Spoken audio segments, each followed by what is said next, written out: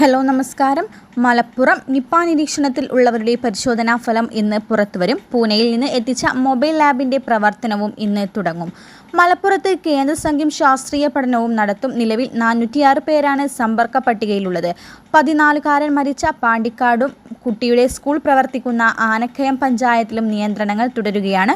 വ്യാപാര സ്ഥാപനങ്ങൾക്ക് രാവിലെ 7 മുതൽ വൈകിട്ട് 5 വരെ പ്രവർത്തിക്കാം. പാണ്ടിക്കാട് നിപ്പ ബാധിച്ച് മരിച്ച കുട്ടിയുടെ മാതാപിതാക്കളുടേത് ഉൾപ്പെടെ തിങ്കളാഴ്ച പരിശോധിച്ച 11 പേരുടെ സ്രവ പരിശോധനാ ഫലവും നെഗറ്റീവാണെന്ന് കഴിഞ്ഞ ദിവസം റിപ്പോർട്ട് പുറത്തുവന്നത്. നിലവിൽ 15 പേരാണ് ആശുപത്രിയിൽ കഴിയുന്നത്. കുട്ടിയെ ചികിത്സിച്ച നഴ്സ് ഉൾപ്പെടെ 2 പാലക്കാട് ജില്ലക്കാർ നിരീക്ഷണത്തിലാണ്. ചികിത്സയ്ക്ക് എത്തിയ ആശുപത്രിയിൽ കുട്ടി എത്തിയ സമയത്ത് ചികിത്സയിലുണ്ടായിരുന്ന തിരുവനന്തപുരം സ്വദേശിക്ക് കടുത്ത പനിയുണ്ടായിരുന്നു. ഇദ്ദേഹത്തിനൊപ്പമുണ്ടായിരുന്ന 3 പേരും സമ്പർക്ക പട്ടികയിലുണ്ട്. ഇതിൽ 2 പേരുടെ പരിശോധനാ ഫലങ്ങൾ നെഗറ്റീവാണെന്ന് ആരോഗ്യമന്ത്രി വീണ ജോർജ് അറിയിച്ചു. സമ്പർക്ക പട്ടികയിലെ 194 പേര് ഹൈ റിസ്ക് വിഭാഗത്തിലാണ്. ഇതിൽ 139 പേരും ആരോഗ്യ പ്രവർത്തകരാണ്. 7239 വീടുകളിൽ സർവേ നടത്തിയതിൽ 439 പേർക്ക് പനിയുണ്ട്. ഇതിൽ 4 പേർ മാത്രമാണ് നിപ്പ ബാധിച്ച് മരിച്ച കുട്ടിയുമായി നേരിട്ട് സമ്പർക്കമുള്ളത്.